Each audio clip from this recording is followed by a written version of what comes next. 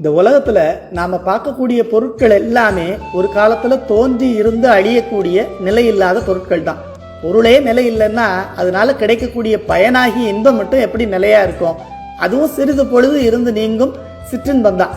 அப்போ நிலையில்லாத பொருளை நிலையாததுன்னு தவறா புரிஞ்சுக்கிறது, அது தனக்கு கண்டிப்பா வேணும்னு ஆசைப்படுறது, அது கிடைக்காத போது கோவப்படுறதுங்கிற இந்த மூணும் தான் வினையாகி அடுத்தடுத்த பிறவிக்கு காரணமாகவும் அமையுது. இதை இறையருளால் தெளிவாக உணர்ந்தவர் அப்பர் பெருமான்.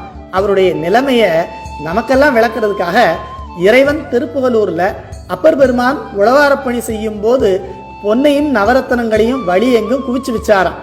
அதை பார்த்து ஆசைப்படாம இதெல்லாம் என்ன கோயில்ல குப்பையா கிடக்குதுன்னு உழவாரப்படையால செதுக்கி அதை குளத்தில் வீசி எரிஞ்சதோட மட்டுமா, தேவலோக பெண்கள் அவர் முன்னாடி ஆட வந்த போது திருவாரூர் பெருமானுடைய பேரருள் இன்பத்தில் திளைத்திருப்பவன் தான், உங்களை போல அரம்பேர்கள் தரும் இன்பத்துக்கு மயங்க மாட்டேன், எல்லாரும் விலகி போங்கன்னு சத்தம் போட்டாராம். இதை மெய்யுணர்தல் அதிகாரத்தில் காமம், வெகுளி, மயக்கம் இவை மூன்றன் நாமம் கிடக்கிடும் நோய் என்ற குரல்ல வச்சு விளக்கி, காரிகையாரை பொன்னை காட்டவும் காமாதி மும்மை சோர்விழந்து உய்ந்தார் அரசர் சோமேசா ஓருங்கார் காமம், வெகுளி, மயக்கம் இவை மூன்றன் நாமம் கிடக்கிடும் நோயின்னு சோமேசர் முதுமொழி வெண்பால திருவாவடுதுறை ஆதீன குலதெய்வம் மாதவ சிவஞான சுவாமிகள் நமக்கு அருளி செய்கிறார்.